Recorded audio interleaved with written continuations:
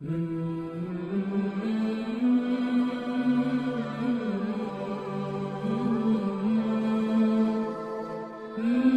ہو جاتا ہوں جب لوگ آ کے کہتے ہیں نا بچی کی شادی ہے تعاون کریں کرائیں، تو ایک سوال ذہن میں آتا ہے کہ کس پہلو سے تعاون کریں؟ بچی کی شادی پہ کھانا پکانا فرض ہے؟ بولیں تو صحیح، سنا کبھی جہیز دینا؟ کس چیز کا تعاون کریں بتائیں؟ کرنا چاہیے۔ میں اپنی بساط بھر دوستوں کی توجہ دلاتا ہوں کہ یار یہ ضروری ہے، اس کے ساتھ تعاون کریں، لیکن سوال میرا یہ ہے کہ اس میں فرض کون سی شے ہے؟ وری دینا فرض ہے؟ زیور ڈالنا؟ کس بات کی تعاون کس بات کا کرائیں؟ اگر کوئی ہم سے اس کا شرعی تقاضا پوچھے تو کیا جواب دیں اس کو؟ میرے پاس کوئی استفتاء لے کے آتا ہے تو میں کیا جواب دوں گا؟ اس میں کون سی شے ضروری ہے؟ پھر اگر آپ ناراض نہ ہو تو فکرہ کہہ جاؤں، دل کرتا ہے بچی والوں سے تعاون نہ کرے، بیٹے والے جو غریب مسکین جہیز کے پیچھے بھاگ رہے ہیں ان سے ہی تعاون کیا جائے، اعلان کیا جائے جس کے بیٹے ہیں سارے آؤ ان سے تعاون کریں تاکہ وہ بیٹی والوں کو تنگ نہ کریں۔ پھر میرا تو ترجمہ یہی ہے، اس طرح نہ کریں کہ تنظیمیں قائم کریں اور بیٹوں والوں کو کہیں پیسے تنظیم سے لے لو بچی والوں سے نہ لینا، یہ بہتر نہیں؟ زیادہ تجارتیں کرتے پھرتے ہو، بیٹا اللہ نے دے دیا ہے تو عرش پہ بیٹھ گئے ہو، رب تبارک و تعالیٰ نے تھوڑا نواز دیا ہے تو تیرا دماغ ہی کہیں اور چلا گیا ہے۔ اس کا باپ بیٹی کا وہ منتیں کرتا پھرتا ہے 2000 4000 5000 10000، اور میں اکثر کہتا ہوں شادی والے دن اتنی کمزور پتلی حالت دنیا میں کسی کے نہیں ہوتی جتنی بچی کے ماں باپ کی ہوتی۔ کہتے ہیں کہ پلیٹ کھانا کم پڑ گیا تو تباہی آ جائے، تو ان غریبوں سے پہلے تعاون نہ کریں جن کے بیٹے ہیں، ان مسکینوں کو نہ دیں، ان کے لیے زکوٰۃ کے حکم کا فتویٰ نہ دے دیں کہ ان کو لگتی ہے۔ شادیاں کر رہے ہو، تجارتیں کر رہے ہو، یہ کس قسم کا ماحول بنا لیا ہے؟ میرے رسول کریم صلی اللہ تعالی علیہ وسلم نے تو فرمایا بیٹیاں بخشش کا ذریعہ ہوتی ہیں، بیٹیاں رحمت کا سبب ہوتی ہیں، اور تم نے بیٹیوں والوں کے لیے بیٹی کو عذاب بنا دیا ہے معاذ اللہ۔ کس چیز کا تعاون؟ ہم شرمندہ کرتے، شرمندہ۔ آج بھی داماد بڑی تکلیف پہنچاتا ہے، آج بھی ڈرتے ہیں اس کے گھر والے کہیں کوئی ایسی بات نہ ہو جائے، ہم لوگوں کو شرمندہ کر کے نیچا دکھا کے مجھ سے پوچھا نہیں تو نہیں پوچھا، انہوں نے ان کی مرضی تھی، مجھ سے پوچھا نہیں لہذا اب یہ شادی نہیں ہو سکتی، میں نہیں آؤں گا تو منگنی نہیں ہو سکتی، صرف یہ کہ تم منوانا چاہتا ہے۔ ہمارے شادیوں کے موقع پہ لوگ پیچھے پیچھے بھاگتے ہیں، پھپھی ناراض ہو گئی، ماموں ناراض ہو، صرف لوگوں کو شرمندہ کر کے پیچھے بھگا کے نفس کی تسکین ہوتی ہے۔ یہ تیرا میرا طریقہ ہے پر یہ میرے رسول کا طریقہ نہیں، یہ میرے نبی پاک کا طریقہ، یہ سید عالم کا طریقہ۔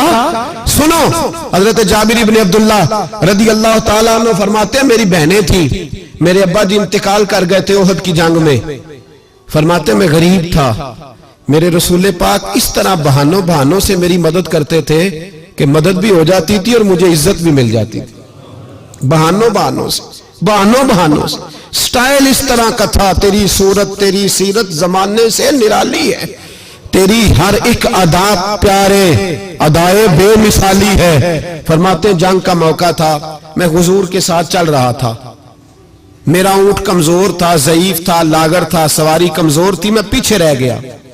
ہزاروں لوگ جہاد سے واپس آ رہے تھے، نبی پاک صلی اللہ علیہ وسلم سب سے آگے قیادت کر رہے تھے۔ فرماتے حضور نے 2-3 دفعہ پلٹ کے پیچھے دیکھا، جب میں نظر نہ آیا، او بھائی پیچھے رہنے والوں کو کون دیکھتا ہے؟ پیچھے رہنے والوں کو بھی کبھی کسی نے دیکھا ہے؟ کہتے ہیں جب میں نظر نہ آیا تو حضور اپنا گھوڑا دوڑاتے ہوئے پیچھے تشریف لے آئے، صلی اللہ سارے پڑھیے درود پاک صلی اللہ علیہ۔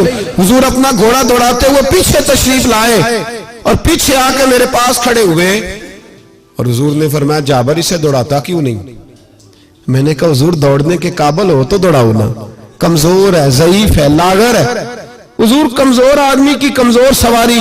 فرماتے حضور کے ہاتھ میں چھڑی رہتی تھی، میرے محبوب نے اونٹ کو چھڑی لگائی۔ اللہ کے حبیب فرماتے ارسلت الی الخلق، میں مخلوق کا رسول ہوں، ساری مخلوق جنوں اور انسانوں کے علاوہ جانتی ہے کہ میں اللہ کا رسول ہوں۔ فرماتے حضور نے چھڑی لگائی اور اونٹ سے فرمایا تو دوڑتا کیوں نہیں؟ حضرت جابر کہتے ہیں جو سب سے پیچھے تھا وہ سب سے آگے نکل گیا. میں اس کی لگام پکڑ کے کھینچتا پر اسے تو حضور کا حکم ملا ہوا تھا نا. ماتے آگے نکل گیا. قربان جاؤں محبوب کی ادائے دل نوازی پر. کہتے ہیں محبوب بھی گھوڑا دوڑا کے میرے پیچھے آئے تو میں آگے نکل گیا. میرے قریب آ کے فرمانے لگے چل یار ہمیں بھی ساتھ لے لے, ہم بھی تیرے قافلے میں شامل ہیں. ہمیں بھی خود بھیک دے خود ہی کہے منگتے کا بھلا ہو. خود بھیک دے خود ہی کہے منگتے کا بھلا ہو. فرمایا ہم بھی ساتھ ہیں, ساتھ لے لو. کہتے میں حضور کا چہرہ دیکھنے لگا. ایک جگہ پڑاؤ کیا تو فرمایا تیرا اونٹ پسند آ گیا یار. بوڑھا ہے پر آج بھی سب سے آگے نکل جاتا ہے. کمزور ہے پر آج بھی اس کی رفتار دوسروں سے زیادہ ہے. پسند آ گیا. بیچ نہیں دیتے؟ تو میں نے کہا حضور آپ کا ہی ہے رکھ لیں. فرمایا نہیں, تو بتا اگر مارکیٹ میں بیچتا تو کتنے کا تھا؟ کہتے میری جھکی جھکی نظریں اور مجھے اونٹ کی بڑی ضرورت تھی. ایک کی تو میرے پاس جانور تھا. حضور نے کہا بیچ دو, تو ضرورت بڑی تھی. محبوب نے فرمایا بیچ دو, اب پیسوں کی بھی ضرورت تھی اونٹ کی بھی ضرورت تھی. تو میں نے کہا حضور ٹھیک ہے. فرمایا مارکیٹ میں بیچو تو کتنے کا؟ حضور 6 دینار کا. تو میرے قریب نے فرمایا نہیں میں تو پورے 10 دوں گا.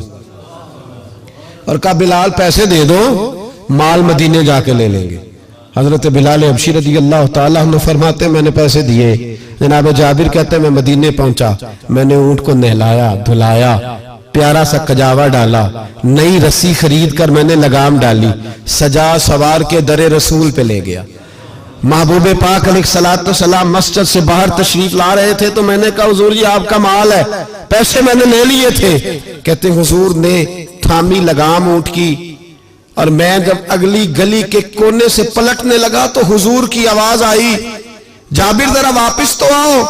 کہتے ہیں میں واپس آیا تو محبوب نے میری طرف دیکھا اور دیکھ کے فرمایا جابر یہ میرا اونٹ ہے, بڑھاپے میں بھی جب سواریوں میں چلے تو سب سے آگے نکل جاتا ہے, یہ جب چلتا ہے تو سب سے آگے ہوتا ہے. اور فرمایا اسے کمزور نہ سمجھنا, اس کی سواری بڑی شاہانہ بڑی پیاری بڑی عظیم ہے, بڑا خوبصورت ہے. اور حضور نے فرمایا یہ نہ سمجھنا 6 دینار کا ہے, میں نے 10 کا خریدا ہے. اور پھر مسکرا کے فرمایا تمہیں پتہ ہے نا تحفہ لینے دینے سے محبت بڑھتی ہے, میرا دل کرتا ہے اونٹ تمہیں تحفے میں دے دوں. حضرت جابر بن عبداللہ رضی اللہ تعالیٰ عنہ فرماتے ہیں میں ہکا بکا رہ گیا, یہ نظام کیسا ہے؟ مجھے پیسوں کی ضرورت تھی تو میرا وہ مسئلہ بھی حل ہو گیا, اونٹ کی ضرورت تھی تو وہ میرا مسئلہ بھی حل ہو گیا. کہتے ہیں اونٹ کی لگام گردن پہ ڈالی اور میں چل رہا تھا اور سارے رستے کہہ رہا تھا اللہ نے جیسا رسول ہمیں دیا ہے, اللہ نے جیسا حبیب.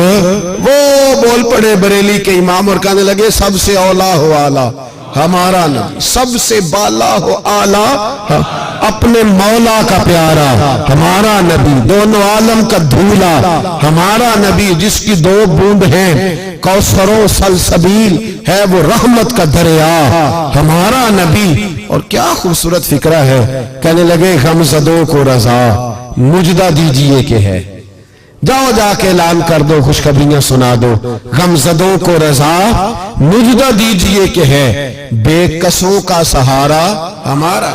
تو رسول پاک علیہ السلام نے تعاون بھی فرمایا لیکن عزت کا خیال بھی فرمایا.